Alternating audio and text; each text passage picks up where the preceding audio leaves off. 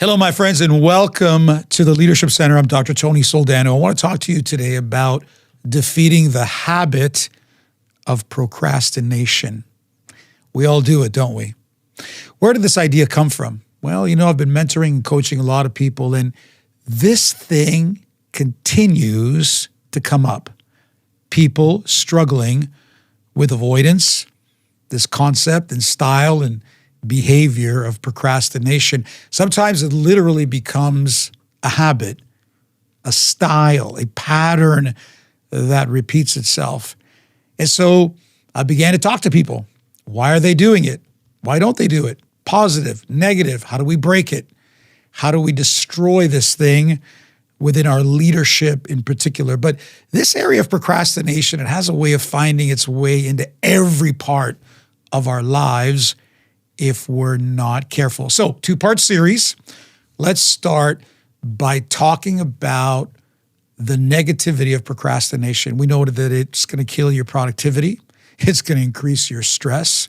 It's not that things are going to get better because you avoid it and hopefully, they won't come in. It's like saying I'm going to spend money on my visa and I hope they forget about me. No. Every 21 days or so, that bill is going to arrive, and if you don't pay it, there is a penalty.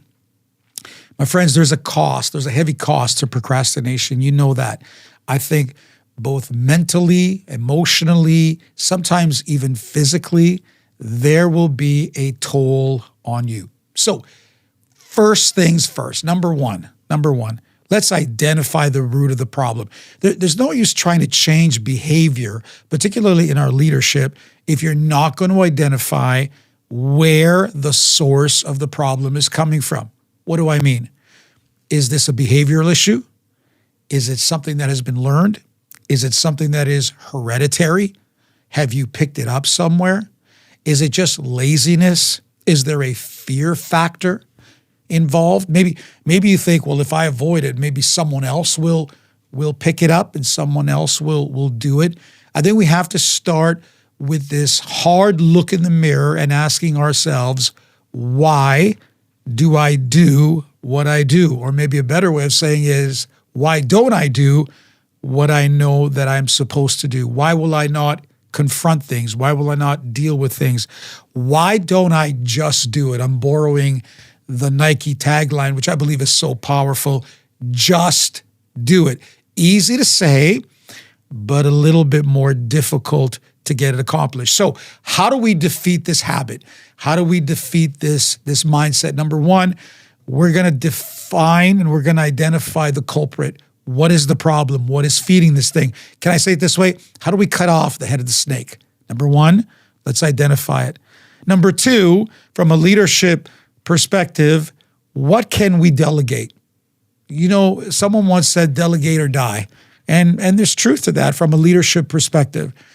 Do you have to do everything that is in front of you? I've talked to people that say, well, I don't like doing that. I don't like doing paperwork, and I don't like doing this, and I don't like doing reports. Okay, let's ask the question.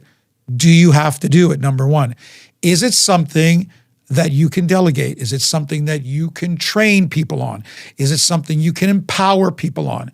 Somebody once said, as soon as someone can do that task within 80% of what you can do, get rid of it, hand it off, give it to somebody else at 80%, give it to somebody else, delegate it, give it away, particularly if you find that it is a point of contention, it is a point of stress.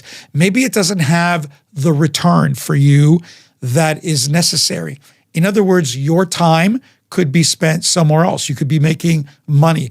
That particular task, assignment, activity, whatever it may be, is actually detracting from you, and your time could be invested in other places. Number two, delegate. So number one, let's identify the root problem. Number two, if we can, let's delegate it. What if we can't? It brings us to number three, low-hanging fruit. I'm sure you've heard about this. As a matter of fact, there's a rule out there called the 1-minute rule. Maybe it could even be a 5-minute rule. In other words, what is easy to do? What can be done? What can be accomplished immediately? Rather than saying, I'm going to get to that text message. I'm going to get to that email. I'm going to record that particular meeting. I'm going to do it later on. And by the way, sometimes it gets forgotten. It falls through the cracks. We wind up being embarrassed. We wind up not showing up for a meeting. Why? Because there was some low-hanging fruit that could have been done very, very quickly. We could have got it out of the way.